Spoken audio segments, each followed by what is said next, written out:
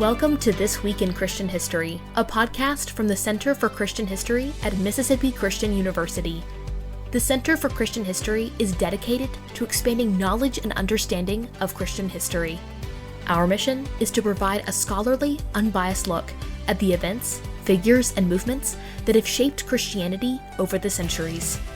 You can visit centerforchristianhistory.com for daily historical highlights, and each week on this podcast, we'll do a deep dive into key moments with Christian history's leading authorities. First up on our list of historical highlights for the week is Pope Urban II. In November of 1095, Urban called upon the rulers and knights of Western Europe to aid the Byzantine Empire against the advancing Seljuk Turks and to reclaim Jerusalem and other holy sites from Muslim control. His famous appeal urged Christians to take up the cross, setting in motion what became known as the First Crusade. The appeal was motivated by several factors. One was the Byzantine Emperor's request for military assistance after suffering defeat at the hands of the Seljuk Turks.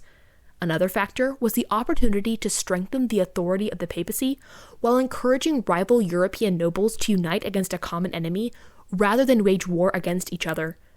Urban's appeal inspired thousands of nobles, knights, and commoners to journey eastward.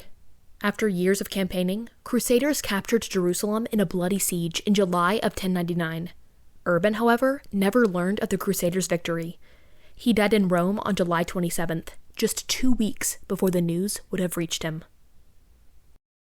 Next up on our list, and the subject of our deep dive, is Francis Scott Key. Born in Maryland on August 1st, 1779, Key grew up in the Episcopal Church and remained devoted to his faith throughout his life, regularly supporting missionary efforts, Bible societies, and charitable organizations, and serving as a leader in the American Sunday School Union.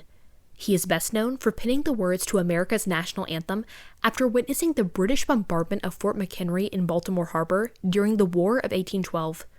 Through the darkness, Key anxiously watched to see whether the American defenders would survive, and at dawn, the sight of the large American flag still flying above the fort inspired him to write the poem that would later be set to music and become the Star-Spangled Banner. Last up on our list of historical highlights for the week is Isaac Jogues, Jesuit missionary to the Huron and Iroquois peoples in French Canada in a time of intense conflict between rival tribes and European colonial powers. On August 2nd, 1643, a Huron war party transporting him was attacked by the Mohawk, part of the Iroquois Confederacy.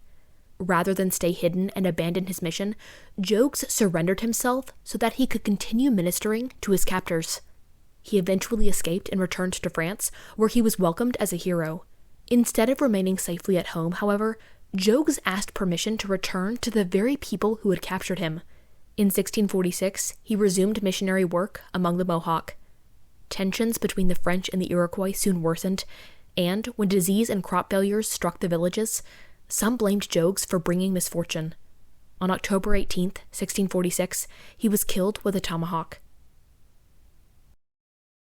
Today in our deep dive, Nick Walters, founder and director of the Center for Christian History, talks with Marc Leepson about Francis Scott Key. Hello and welcome again to another episode of This Week in Christian History. We are focusing this week on the birthday of Francis Scott Key, who any of our American listeners hopefully recall and understand is the person who wrote the poem that would be the Star-Spangled Banner, and he was very much involved in his Christian faith. And so we are pleased to have a top-notch biographer and author, Marc Leepson, who is going to be our guest today to talk more about Key. So, Marc, thank you for joining us. Nick, it's my pleasure. I appreciate you asking me to do this. Absolutely. Well, tell us a little background on Key, kind of where he's from and how he got involved and what his kind of vocation and in addition to the other things that he got very passionate about, that he lent his energies and time toward. Yeah, well, most Americans, when they think of Francis Scott Key, think of that one thing, what he did on the night of September 13th, 14th. 1815 in Baltimore Harbor. No, wait, go back. What he did that night, September 13th, 14th, 1814, in Baltimore Harbor during the Battle of Baltimore, and he was Mhm. inspired to write the words that will become our national anthem. But, I knew that was probably I don't want to say the only thing, but it was just about the only thing I knew when I started this biography back about Yeah. in the about 2012, 2013, something like that. And I worked on it for 3 or 4 years, and I learned an awful lot about him. And one was that he was a very pious man. He was born in Maryland, um, and which was, and he came from a family of lawyers, right? His grandfather Mm. came over here from England, and lived in Southern Maryland. He was a lawyer. He had a big plantation there, and he was a slave owner, Mhm. as was Key's grandfather and father. And Key grew up at his parents' place. It was called Terra Rubra in Western Maryland, or central Western Maryland, near the city of Frederick, Maryland, if people know where that is. So it's about Mhm. 50 miles west of Washington, D.C. But he was out in the country. He lived this idyllic life, growing up with his sister on this. Maryland was a slave owning state at that time. We're talking Mhm. about the late 18th century. Um, he went away to school, uh, to Annapolis at St. John's College, which exists today. It's a Mhm. small liberal arts college in the center of Annapolis, Maryland. And at that time, it was a primary school and a high school and a college. So he graduated from there. And then he read law and he became a lawyer. So he set up practice first in Frederick. And then after he and his wife had a couple of children, they moved to Washington, D.C., like around the turn of the 18th century, around the turn of the 19th century, the early 1800s. And he had his law office in a part of Washington called Georgetown, of course, Mhm. which still exists today, although his house is no longer there. But it was so he was a big lawyer in Washington, D.C. He argued over 100 cases before the U.S. Supreme Court. Really? And at one point, yeah, and some were precedent-making cases. He was a very skilled orator and very good at convincing juries and judges in his cases. He was not a political. He never held office, although he was one of the movers and shakers, I have to say, in the early republic of the Mhm. United States, in this powerful place called Washington, D.C. Although he never held public office, he disdained politics. Mm. He had offers to run, but he never did. Um, and so he was this big lawyer. He did get involved a little bit politically in 1824 when Andrew Jackson was elected president. For Mhm. some reason, Key really liked Andrew Jackson's message, um, and his politics.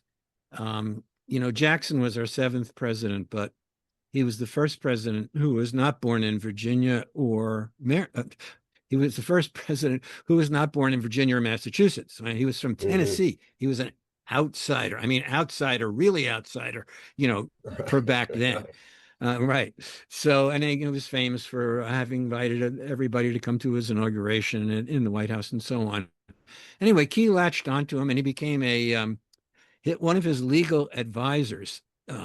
He and Jackson appointed him a U.S. attorney for Washington, D.C. So he was U.S. attorney in D.C., the head prosecutor for eight Sure. years. At the same time, he had this thriving law practice. It Wow. doesn't compute. I know it doesn't compute in the 21st century, but he'd be at the courthouse one day prosecuting somebody, the next day defending somebody in a case, or by the prosecutor's office. So, but also an interesting thing that people might not know about key politically, and we'll get to the religious component in a minute, is that he was a member of Andrew Jackson's kitchen cabinet. So How about? you know what the term kitchen cabinet means, right? It means an informal group of advisors, not ones who are approved officially as the Secretary of Defense, the Secretary of State by Congress, and they're the president's closest advisors. In fact, that term was coined at that moment when Jackson did this, because when he came to the presidency, he was warned by his populist, or whatever you want to call them, supporters, not to choose Washington insiders for his cabinet, but for